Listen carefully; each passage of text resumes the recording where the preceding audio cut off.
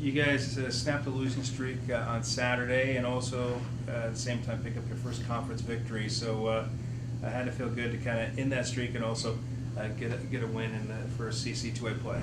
Absolutely, it definitely felt good to end that losing streak. But we actually went into San Francisco Saturday night feeling somewhat confident after the way we played Friday night against Sonoma, who's the first place team in the conference currently in the North. We felt like we played some pretty good volleyball, specifically in the first two sets against Sonoma. We had 2 set points against them in the first set, ended up losing 28-26, and then beat them pretty handily in the second, and then ended up eventually losing in 4 sets. But just with the way things have been going and how our season has started, playing well against one of the top teams in the conference actually gave us confidence heading into Saturday night's match, and it felt very good to get that win against San Francisco. What happened Saturday, things that maybe you saw that weren't happening in other matches that you guys have faced when facing other teams? Well, we were able to hit at a higher percentage. We were able to finish more points, earning our own points instead of, we limited our hitting errors, which makes a difference. And we've been kind of trying to focus on that in practice as far as just, no one scores a point in practice lately unless you earn a point. If someone gives you a point, if someone misses a serve, if someone makes an error, you're not scoring a point when we get to the competitive part of practice at the end. And so hopefully that's registering with the girls. We've been giving a lot of points away prior to this last weekend, and we've really been trying to concentrate on just playing better, clean volleyball and earning points, finishing points on our end. Talking with Reed, and she was saying that it's kind of for the gals on the court still learning, new faces on the team. But are you seeing to this point now improvement in things that that you want your team to be doing? Yeah, and I mean, she talks about still getting to know each other a little bit, but also I've been messing with the lineup throughout this season. I guess that kind of happens sometimes when you're not winning. You keep trying new things and trying different players in different spots, and we've mixed things around in the setting position and the pin hitting position. We've definitely messed with the lineup more than I've done in previous years. We have a lot of girls on the team this year, and we have a lot of depth and some pretty good talent, so we've been able to mix and match and play with different lineups and see what's gonna work. But I think they're understanding what it takes. They understand, we've talked about this before in here, but they understand that we're not the overpowering team. In the conference, we're a little bit smaller, and so the ball handling and the setting and just playing good, clean volleyball is what it's going to take for us to be successful.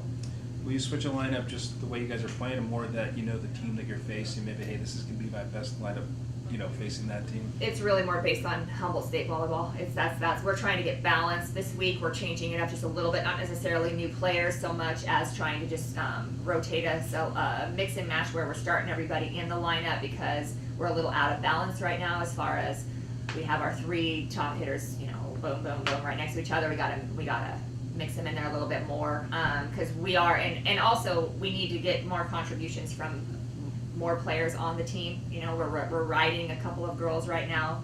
They're doing the bulk of the work. Lauren being one of them. She, is having a great sophomore season so far. She's getting a ton of kills for us, but we need more players to contribute offensively. Yeah, talk about her. She said that it was at a volleyball club tournament. You and Greg noticed her. He said, hey, let's come over, watch her, and she was happy that you guys, noticed her. But just somebody that is still, new to volleyball. She hasn't played her entire life, and to get noticed by you guys, and bring her to Humboldt, and I mean the rest is history. But kind of talk about that process and now kind of seeing it, pay off. And it's all on Greg, by the way. I mean, yes. Well, I mean, that's one of Greg's strengths, is he can, find a diamond in the rough, and that's exactly what Lauren was. I mean, she was on this volleyball team. I got a text message, come down to this court, down, the end of this massive warehouse. We were watching just volleyball players for days, and I kind of questioned why I was down there at the time, but he said, watch this girl right here. We watched her, we started talking to her, we learned a little bit more about her, knew that she didn't have a whole lot of volleyball background, and for us we went, okay, well, there's a lot of upside with Lauren. Then we find out, she did a lot of tumbling, cheerleading, dancing, whatever you want. I'm not sure exactly how she refers to it, as she was going through high school and in her younger years. She's very athletic. She's very strong, very athletic. But volleyball, she played 3 years volleyball when we started talking to her. And she came last year. She got a little bit of playing time, unfortunately got injured and missed most of the month of October, so we weren't able to really see her develop as much as we had hoped. And then we knew late spring, that she was going to be an impact player for us because she just flourished throughout the spring. She just got steadily better and better and better every day of practice, and is just learning the game. You know, she still has a ton to learn. She's going to continue to grow and be a great player in this conference for the next couple of years. But we're really happy to have found her and have her here at Humboldt, and we're really proud to see her and the success she's having here so far. She has height. She moves around if it's the right and left of the court. But talk about like what you've seen, you know, skill wise from her. Well, once again, she's somewhat gifted athletically. She's a strong, tall girl. She can jump well. And what she's developing now is the ability to. What she needs to continue to work on is her ability to adjust to a different variety of sets. We might end up having her on the left side sometime. But your left sides need to have a really strong ability to adapt and to adjust. And right now she's still working in that area. But she can hit the ball anywhere she wants to on the court. Her teammates love playing with her because she feeds off her teammates. She listens to her teammates. They tell her to hit the ball here, she hits the ball there. She hits the ball sharp angle, Lauren does what she's told. And she's also starting to work in a few more shots. And offensively, if you can be a hitter who can swing line, can swing angle, can hit high, can tool the block, can shot the ball, can throw it deep. You know, you can have. There's so many different things you can have in your repertoire as an offensive player that can make you so much more threatening to the defense and so much more difficult to defend. And she's working on building up that repertoire in her game. She's also a really good blocker. She's gotten a lot of blocks for us this season. She's working on her timing, working on the fundamentals. Blocking is very much about timing and fundamentals, and she's getting all that down. And so, yeah, she's just a work in progress, and every day she's getting better and better and better, and it's just been really fun to work with her. And she's a great person, a great kid. She's got a great personality, and she's funny, and you know, she doesn't take herself too seriously.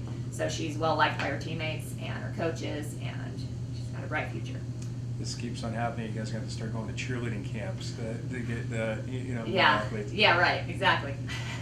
Looking at the notes, you guys,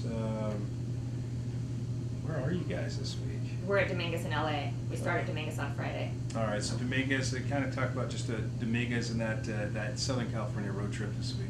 Well, the fortunate thing in comparison with last season, this will be our third road trip in September. But then we are done. We have one in October, one in November. I was just talking about that in our previous meeting about the schedule. It's all flip-flopped, and it's so much more conducive to winning and to resting and to sleeping in our own beds and to being successful in the classroom. We're not missing as much class. But yeah, so we head to Southern Cal for the only time this year, and we'll head out Thursday. And Dominguez in LA just went through a battle last weekend. They went 5 sets. Dominguez was up 2-0. LA came back and beat them in the 5th. I believe Dominguez plays tonight. Actually, they play a non-conference match against Cal Baptist. But they're Dominguez is a much improved team. They run a 6-2. They've got athletes all over the place. They're just very athletic. But you know, kind of like I said earlier, the focus for us right now is not so much our opponent. You know, obviously we want to know what system they're running offensively, what style of defense they're playing, and who puts the ball where for the most part. But really what we're focusing on right now is playing good volleyball on our side of the net. So we'll continue to do that. Sounds good. Okay. Enjoy the road trip.